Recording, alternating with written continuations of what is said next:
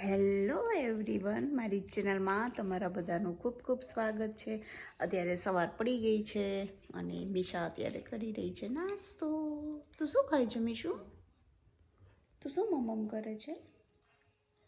તું શું મમમ કરે છે? મખણા અને સિરિયલ્સ, રાઈટ? મિશાને મખાના ભાવે છે?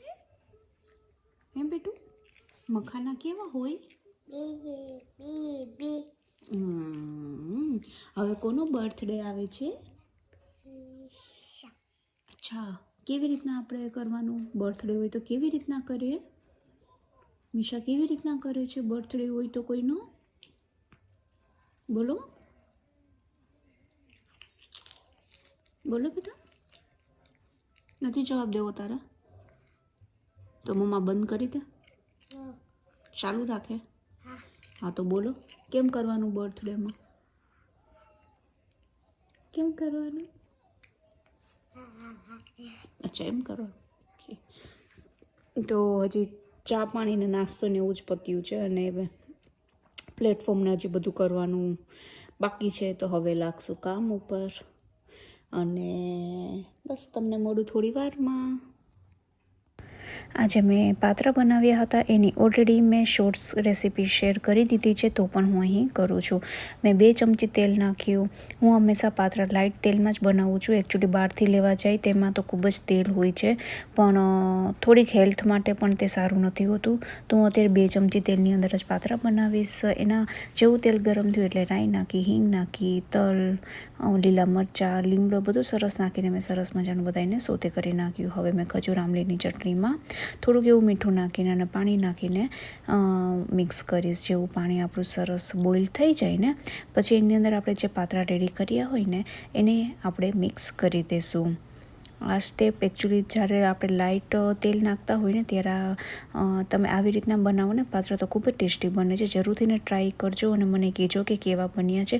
જે લોકો આમલી ન ખાતા હોય તે લોકો લીંબુનો પણ યુઝ કરી શકે છે. લીંબુની અંદર થોડી કે તમારે ખાંડ નાખી દેવાની અને એનું પાણી બનાવીને પણ તમે અહીં યુઝ કરી શકો છો. એવું જરૂરી નથી કે આમલી, પણ અમે એકચ્યુઅલી કોઈક વખત 3 થી 4 મહિને જ્યારે બનાવતો ત્યારે અમે આમલી ખાઈ લેતા હોઈએ છીએ. સો યા, હવે કોથમીર નાખીને હું પાત્રાને સરસ ગાર્નિશ કરીશ અને સર્વ કરીશ. આઈ હોપ કે તમને પાત્રાની રેસીપી ગમી હશે. કેમ બધા ડ્રોવર ઓપન કરો છો તમે? બધા બંધ કરી દે મારો દીકરો. બધું મમ્મીએ સરસ ગોઠવીને જ રાખ્યું છે એમાં. હા, બીજું કરી દે બધું બંધ. Good job. હવે શું કરવાનું? મીશુ, નો બેબી. બધા બેટા આપણા ગોઠવેલા છે સરસ. ને તો મમ્મા છે ને હવે ચાઇલ્ડ લોક લગાડી જ દેશે અહીંયા. નો, હા લોક, હા.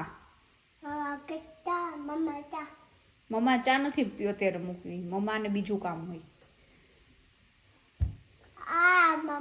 હા અહીંયા, હા હા ત્યાં મમ્મા કામ જ કરશે.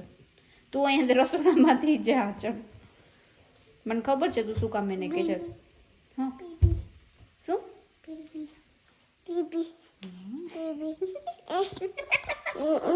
સાંજનો ટાઈમ હતો અને મીઠાને પણ ફ્રાઈસ ખાવી હતી, જિગ્નેશને પણ ખાવી હતી. તો મેં અત્યારે અહીં ફ્રાઈસ બનાવી. ખૂબ જ સરસ રીતના હું એર ફ્રાયરમાં જ બનાવતી હોઉં છું, ઓકે, જેથી આપણે ફ્રાય પણ કરવી ના પડે. કેટલા લોકો તમે એર ફ્રાયરનો યુઝ કરો છો તે પણ જરૂરથી મને કહેજો. તો મારું ટેસ્ટિંગ ડિપાર્ટમેન્ટ અત્યારે સોફા ઉપર બેસી ગયું છે. હવે તે ટેસ્ટ કરીને મમ્માને કહેશે કેવું બન્યું છે. હા નથી ને?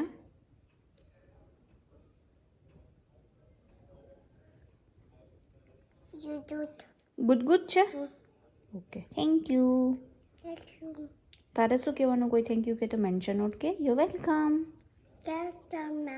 યે, ગુડ જોબ. યમ યમ છે? Thank you.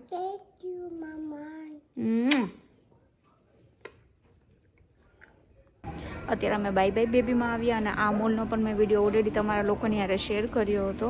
અમારે મિશા માટે ક્રીમ ને એવું લેવાનું હતું તો એના માટે આવીએ છીએ. જોઈ શકો છો તમે, ખૂબ જ સરસ સ્ટોર છે. આમાં આવીએ ને એટલે મિશા માટે જેટલી મેં પ્રિપરેશન કરી હતી ને બધું જ યાદ આવી જાય. મેં મોસ્ટ ઓફ બધી શોપિંગ અહીંયાથી જ કરી હતી.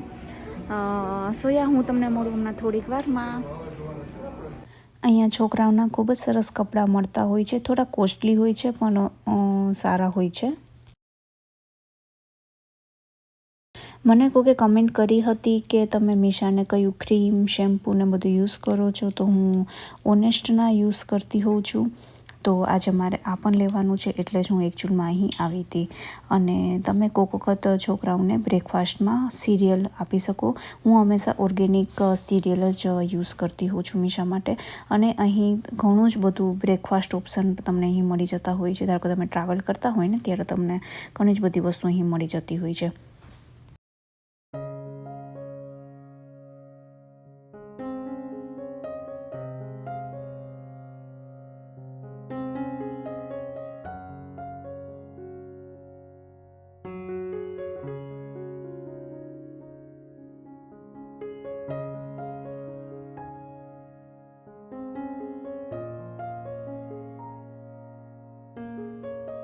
હું તમને આ સ્ટોરની નાની ઝલક પણ હારોહાર દેખાડતી જ રહું છું. આમાં તમને શું સારું લાગ્યું હતું તે જરૂરથી મને કહેજો. અને કોઈ એક્સપેક્ટ કરે છે અત્યારે તે પણ મને જરૂરથી ને કહેજો.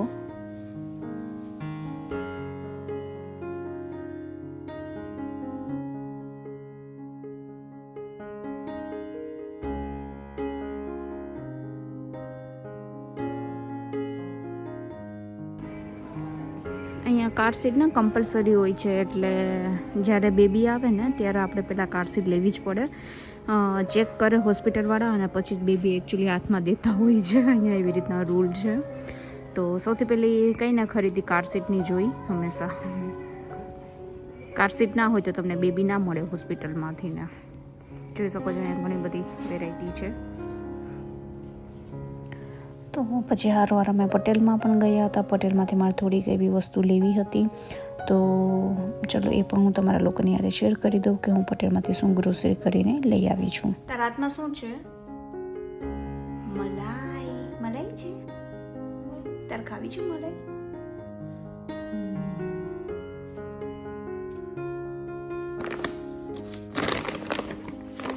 અહીંયા થોડો બાય બાય બેબીમાંથી ને સામાન લીધો તો એ છે. અને અહીંયા પટેલમાંથી ને જામનગરી ગાંઠિયા લીધા, શક્કરપારા લીધા, ડાયજેસ્ટિવ બિસ્કિટ છે, ભાખરી છે, મિશાના હાથમાં મલાઈ છે, અહીંયા કચોરી છે, મલાઈ પનીર છે, ગાર્લિક નાન છે, એક બ્લેકજેક બિસ્કિટ છે, કારેલા છે, ટમેટા. બસ એટલું જ લેવું હતું મારે.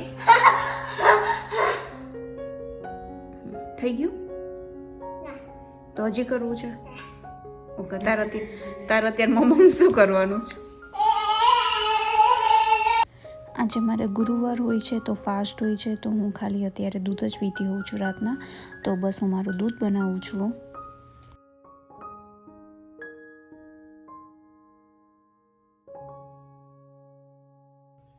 આઈ હોપ કે તમને આજનો વિડીયો સરસ લાગ્યો હશે. જો થોડો પણ ગમ્યો હોય તો please like, share and subscribe to my channel. હું જ આવીશ એક આવા નવા સરસ મજાના વિડીયો નિહારે. ત્યાં સુધી બાય બાય. કરો બાય બાય. પછી શું કરવાનું? જય શ્રી કૃષ્ણ કરી દો. Very good. રાધે રાધે. પછી ઓમ નમઃ શિવાય. હવે મિશાને શું મમ કરવું છે? કઈ શું કરવું છે? મમ દહીં ખાવું છે? ઓલે પાપા, દહીં ખાવાય અત્યારે આટલી બધી ઠંડીમાં? પૂરી ખાવી છે? દહીં ને પૂરી. ઓકે ચલો, હું જ આવીશ એક આવા નવા વિડીયોની હારે. ત્યાં સુધી બાય બાય.